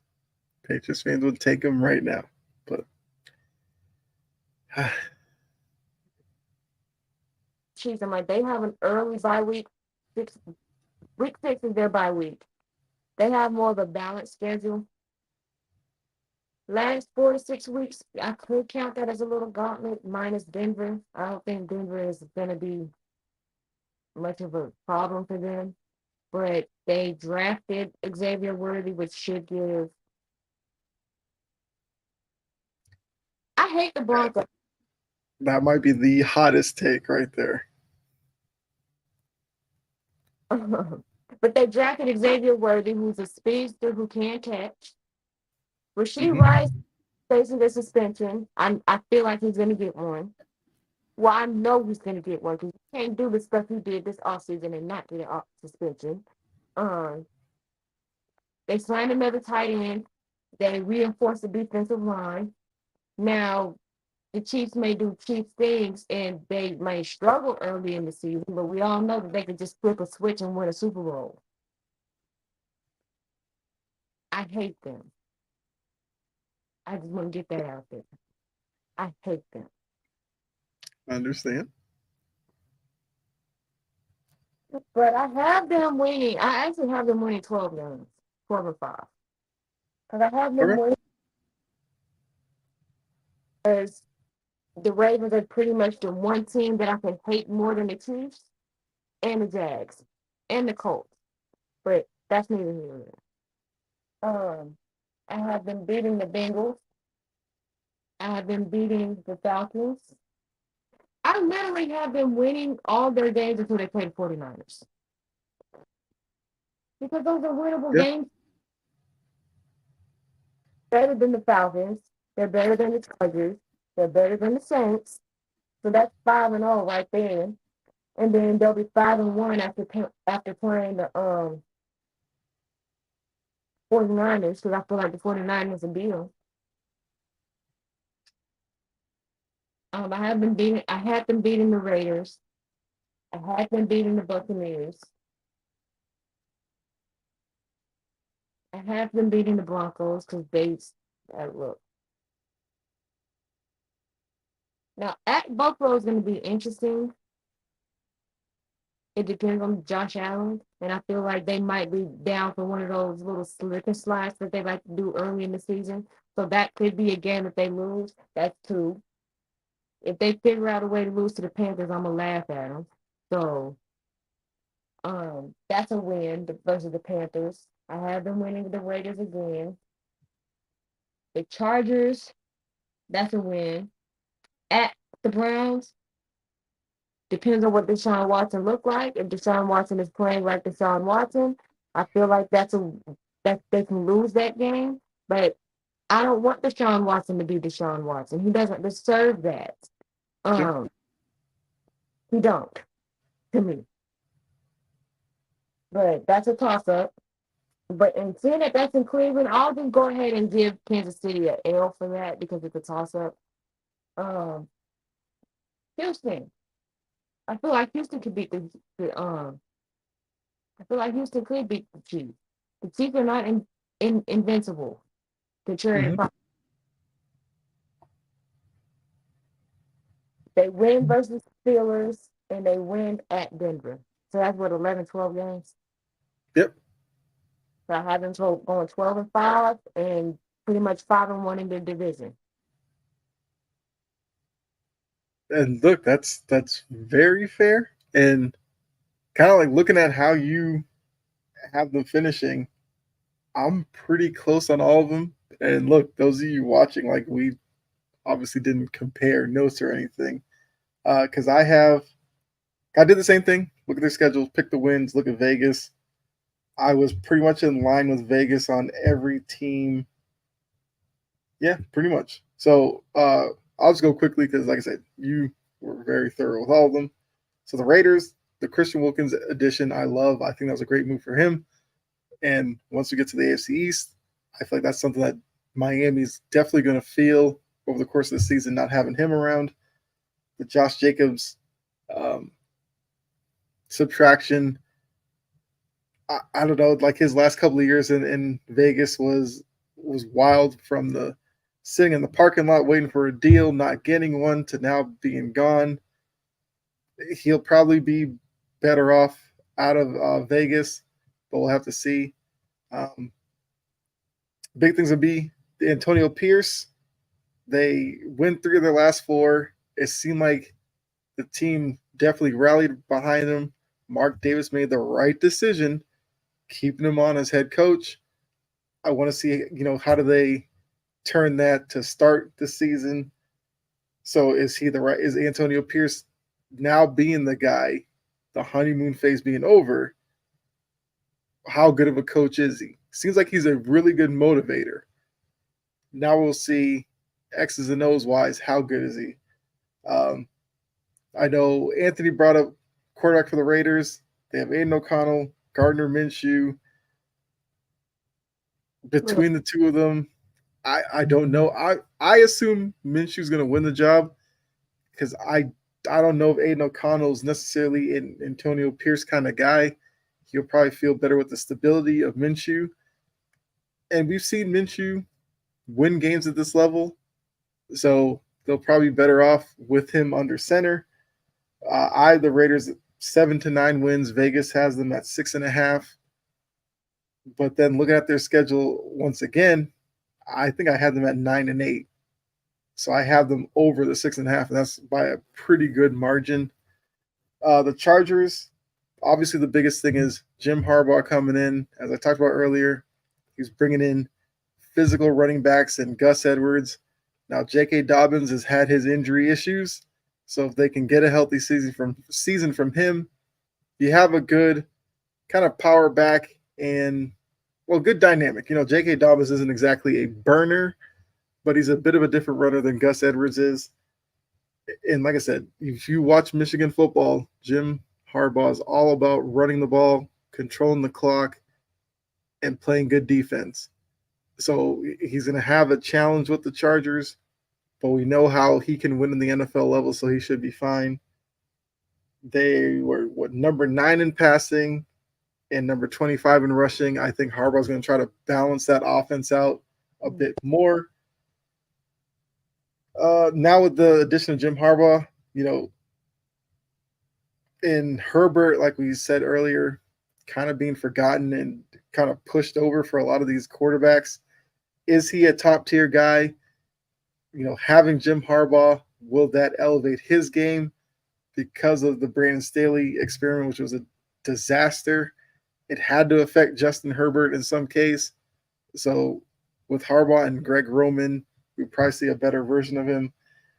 Vegas has them at 8.5 wins, plus or minus. I predicted 8 to 10 wins. I think just with the Jim Harbaugh bump, I got them to 10-7 because they did also add DJ Chark Jr. I mean, he's not like a needle mover in any way. He's a serviceable wide receiver. So him, Johnston, I guess we'll see what that looks like. Johnston has some drop issues that he needs to fix, but I do think the talent is there for them to be a 10-win team, at least 9 to 10 wins. The Broncos, I'm with you. They're going to struggle. I mean, Bo Nix had a really good college career. He was also in college for like 15 years. So at a certain point, he should be dominant when he's been in the game that long. I mean, he had his Auburn years where he wasn't all that good. He got to Oregon. A lot of quarterbacks look good at Oregon. They get really good talent, speedy wide receivers. They have a good scheme, so he excelled there, but doesn't necessarily mean he'll be the best NFL quarterback. Simmons and Wilson, we talked about big losses for them, although the Russell Wilson clearly was a Sean Payton issue. So I'm asking, like, how good is Sean Payton? Because they were number 24th in passing last year. Sean Payton is supposed to be a really good offensive mind. If they improve on that with Bo Nix, then clearly I guess it was a Russell Wilson issue and his scheme just didn't fit him. Whatever. Still doesn't excuse the way they treated him at the end of the year, but if he can have success with Bo Nix, fine. If they are worse off with Bo Nix, then the question obviously has to be looked at with Sean Payton. Why did you do what you did to Russell Wilson? But that will play out over the course of the season. They also lost Jerry Jeudy as well. Even though Jerry Jeudy was frustrating to watch in Denver, we'll have to see what that does to Courtland Sutton and these other wide receivers that can't stay healthy in Denver for whatever reason. I have no idea. Between Jeudy, Sutton, Tim Patrick, like going down the line with KJ Hamler, consistently injured. Oh, go ahead. Sorry. Gave them good quarterback situations since they got drafted to Denver. Yeah. I mean, I guess the thin air just affects them. I have no idea. It's just the weirdest thing. Vegas had them. Oh, sorry. If it was me, I'm like, my legs hurt. I can't play. Y'all ain't got no quarterback. Have a good one. Business decisions. Some of these guys might start making them. So Vegas has them plus or minus 5.5 wins. I had them at 3 to 5. I'm going under that, and 4-13 is kind of where I have Denver finishing. And Kansas City, you had them at 12 wins. I got them at 12 wins. It just seems like that's kind of Kansas City's number, 11, 12 wins. The Xavier Worthy and Hollywood Brown additions. If you're Patrick Mahomes, those are probably two types of wide receivers you've been wanting there since Tyreek Hill left. So it'll be interesting to see how they use both of them. You know, how do they play off of each other? Can the Chiefs pull off the three-peat?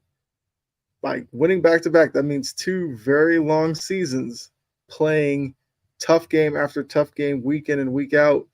You know, do they show the effects of that over the course of this season? I'm not sure. You know, Andy Reid, very good coach. Patrick Mahomes, very good quarterback.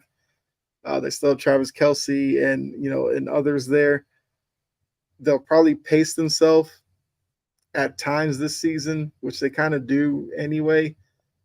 So they'll probably be 12-5, but there'll probably be like a game or two in there that they'll lose, and you'll be like, come on, Kansas City, like, how'd you do that? But they're over like really trying too hard for 18 weeks in the regular season. And the scary thing is, yeah, go ahead. I'm gonna put a paper bag over my head because I don't want to squeeze it. I'm tired of them. Like I said, you're not alone. Plenty of fans would love to see a playoff without Kansas City. Probably won't happen, but maybe if they get a Super Bowl without them, they'll take that.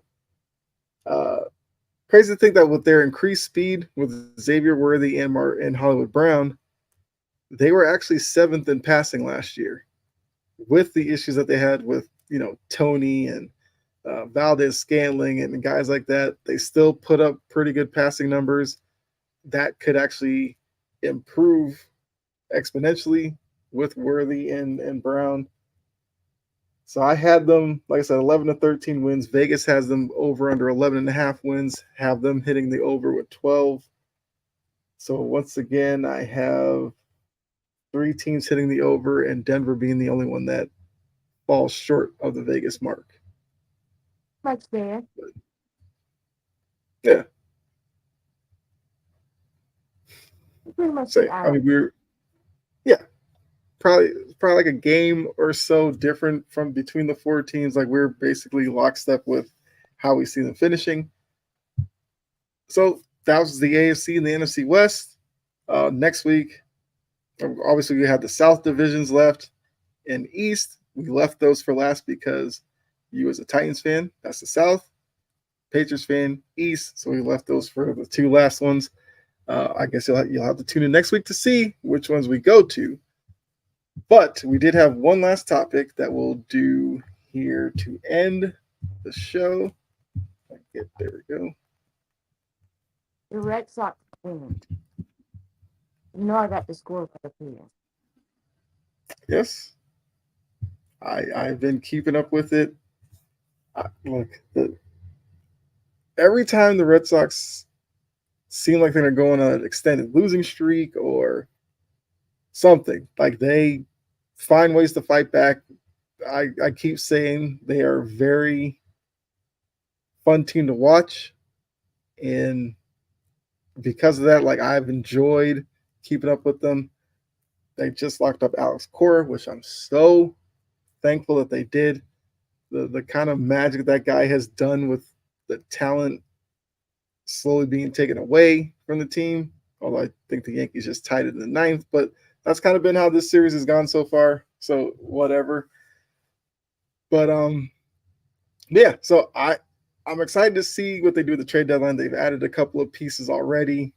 You know, James Paxton, who's back into the rotation type of guy, and Danny Jansen, who's a catcher, which now opens up some flexibility for Connor Wong, who's like the best hitting catcher in the league. But he can also play some second base. He can play some first base. He can DH, obviously. So flexibility, and that's what Alex Cora preaches because he loves being able to tinker with the lineup. So yeah, that's my quick little spiel on the Red Sox. So I know you probably want to talk Yankees and Braves, so go ahead. I don't. Because losing to the Mets 2 out of 3 games is unforgivable. It is unacceptable. I understand injuries, but we have a good enough farm system and we have good enough players to stay afloat and not lose to the Mets. I want them to stop and take the happy. Maybe you know more of the intricacies. You do know more of the intricacies than me. But look, and one of them pitchers, the one who gave up 9 runs to the Mets, meet me outside so we can fight. That's a travesty. Giving up 9 runs to the Mets. I would rather give up 9 runs to the Phillies over than to the Mets. Right. Yeah.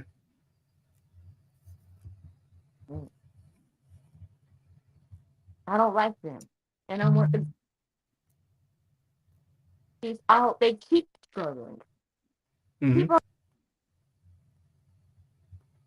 Their fans, their insufferable, unknowledgeable fans have been bragging about we were the first to 50 wins and da da da da.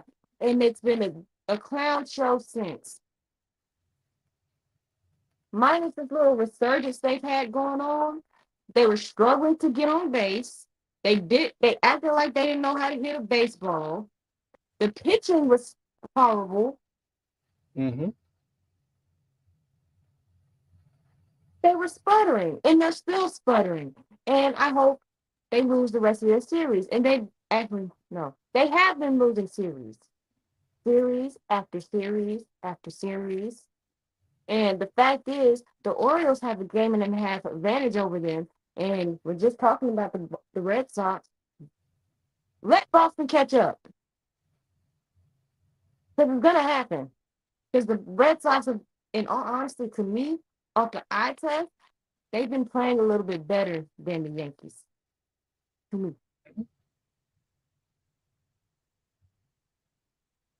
Yeah, I definitely agree. So yeah, like I know you as a Braves fan, and I do pay attention to the Braves. The one thing I'll say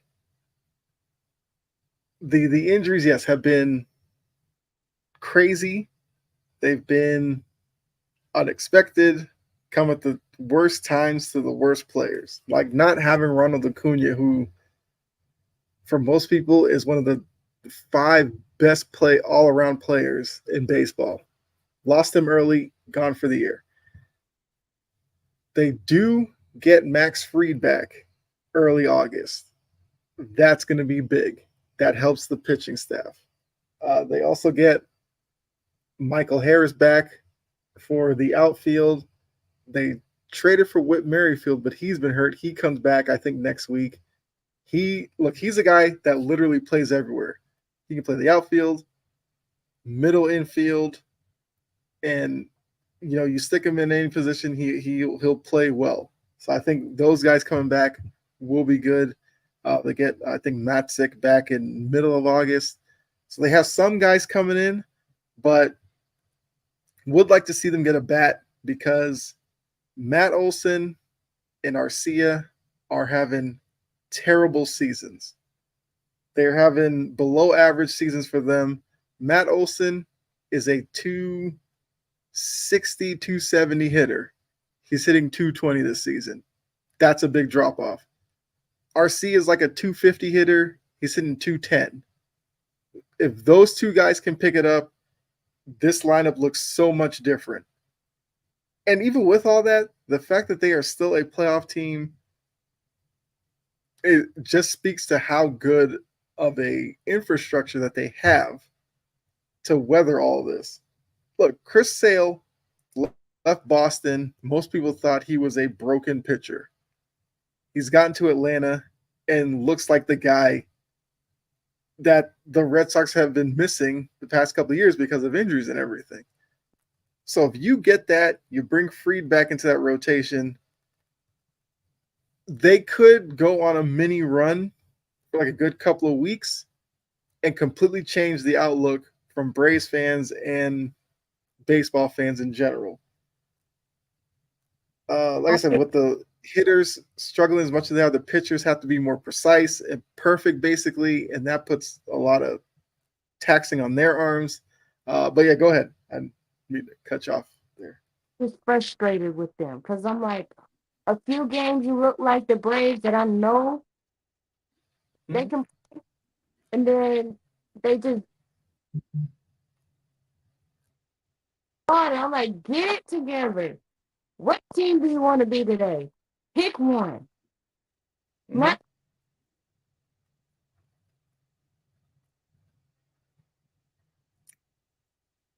they're in a tough spot. They have guys coming back, so that they may not necessarily know what they actually need right now. But the problem is the deadline coming up. You have to make moves now, and I feel like they'll do something because they're the Braves. They'll make a move. So I don't think they're in the worst position, but they definitely should bring somebody in because the deadline's Tuesday. I think they're probably going to look at where they are after this weekend and get something done like Sunday night or on Monday. I think the Red Sox I was going to add before I go to the Yankees. The Red Sox are in the same boat. They have guys that are coming back from injury that they desperately need. Chris Martin needs to get back into that bullpen to kind of shuffle some guys around. And Grissom, Casas are needed in the infield. Grissom is your second base guy. Casas is your first baseman who hits better than Dominic Smith. Romy Gonzalez, who's been good, but Casas is a better first baseman. They need those guys. Those guys are coming early August, but they probably should add a bullpen arm. And then Yankees, the last team I want to talk about. It's the same story with them. Aaron Judge is a threat in the lineup. I get it. Like, he hit a home run yesterday that went 475 feet, dead center. Not a lot of guys hit it that far in Fenway Park. So he has that ability. Juan Soto is a good hitter. Those other guys, they're just not good enough. And that's even with yesterday, they had other guys contribute. They still lost to the Red Sox. They had other guys contribute in this game today, and they're now in extra innings. But I wouldn't be surprised if the Red Sox win it in the bottom of the 10th. Because one, the Red Sox are that way, and the Yankees seems like now they're finding ways to lose.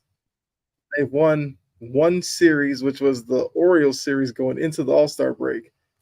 They won. That's the only series they've won in about a month. When is the last time you could say that about a Yankees team? And they've lost the teams that they are supposed to measure up against. And like you said, if things got crazy and they got swept by the Red Sox, it would be high alert in New York. Even if they lose 2 out of the 3 to the Red Sox, that's not going to sit well in New York. And that's probably going to force them to make some moves. I know they got Jazz Chisholm today, but I mean, Jazz Chisholm hits like 245, which I mean is an upgrade over some of these guys they have in their lineup, but it's probably not the necessary move to make for me to think better of them come October. Because I feel like I know where this story is going to end. They'll probably finish second in the AFC, not the AFC, geez, American League East. Third. Get to the playoffs. Well, I mean, they could very well finish third, yes, but they're not winning the division, which is supposed to be their measure.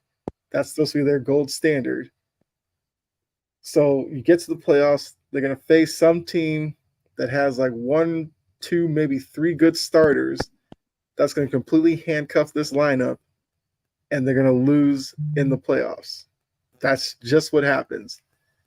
And they're going to continue to be that way until they either change Boone as the manager or just change their philosophy when putting this lineup together. I get you playing Yankee Stadium with a small right field porch. You can't just sign home run hitters that strike out all the time. That's not the way you win games in 2024. You have to be diverse with speed, guys who get you a double, guys who can beat out an infield single, who can turn a bloop into a double. Like, they don't have any of that. Balance. They don't have any speed on the bases. Yes, that's what they need, balance and differing attack. They don't have anybody who gets on base that scares you because nobody runs on that team. Well, a few of them do, I'll say that. But that's why they are like falling behind while all these teams are kind of coming up to catch them. Orioles, the Red Sox, now it's the Guardians, the Twins, all these teams that before the season you didn't think were going to be anywhere near where the Yankees should be. So I don't know. I mean, as a Red Sox fan, I'd love to see it, but they need to make more moves. Jazz Chisholm can't be all that they do. That's not enough. They don't need to make another move so they can continue to sprint, so they can fizzle out in the first round of the playoffs. I mean, yeah, but we know they're going to be linked to a few guys because that's just how it is. There's going to be every big name that's available. You're going to hear Buster Olney or Peter Gammons or one of these guys going to say Yankees are trying to get them, which, yeah, because that's what they do. Whether or not they get any of them, we'll see.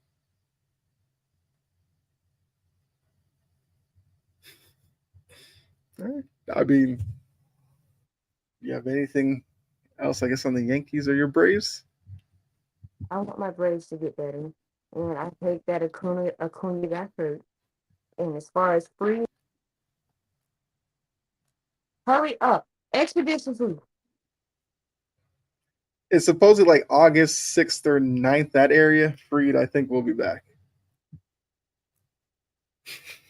I'm kidding, but like, real, that's my emotion as a Braves fan. Hurry up. Because it's August. Like, it's July 27th. It's pretty much August. Hmm. September, and then you got October baseball. Don't Yeah, have. yeah. That's why when I talk to Yankees fan, I'm like, y'all don't have a lot of time to right the ship, especially coming from we're gonna play like the worst team in baseball, like the White Sox, for a whole entire month and a half. Yes, which is what they've been. Which combine. I'm not combine. Compare their payrolls. Like, you can understand why the White Sox are one of the worst teams in baseball. Yankees aren't supposed to be with the amount of money that they're paying these guys in this lineup. Listen, they don't And I see like they have bases loaded top of the 10th. The way the Yankees have been going, somebody's probably going to hit into a double play. I, and I hope they mess it up on the defensive end. I mean, they're very because their bullpen is falling apart right now. I just hope I don't like their fans. I don't I like mean, Yankee yes. fans. I'm almost there with with fellow Lakers fans. Do I need to go there about Duke basketball fans who don't know anything about college basketball? I don't like them either.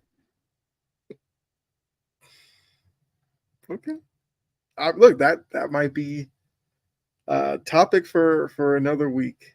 Fan bases that Every we just can't stand. next I week. feel, yes, I feel like that's definitely should be on the slate for us. I'm sure there'll be interesting conversations there between the two of us. So, um, yeah, I mean, look, that's what we have for you. Look, that's what you can expect with passion and precision. Some rants, a lot of information. Because look, if you guys don't know, Jory is all about notes. Like Mhm. she goes well in depth when we come up with our topics. And look, because of that, to be honest with you, I find myself taking more notes, trying to keep up. So you definitely will get a lot of information and stats on here, as well as, like I said, the rants and um, the passion. That's why it's in the title. So if you enjoyed this episode, which I'm sure you did, even if you catch it after the fact, make sure you hit the like button. Make sure you follow or subscribe to Integrity Sports Network. Make sure you check out Jory on Jory Sports Stories, because a lot of what you get here, you get over there, as that is her show. So make sure you check that out and give her a follow as well, or subscribe if you're on YouTube. You can find me on other shows on the network as well. Also, Chomping at the Bit is my own thing that I do. Check me out there as well. I think I covered everything. So, I mean, for myself and Jory, make sure you come back next week for another edition of Passion and Precision. Enjoy the rest of your weekend. We will see you next week. All right. Bye.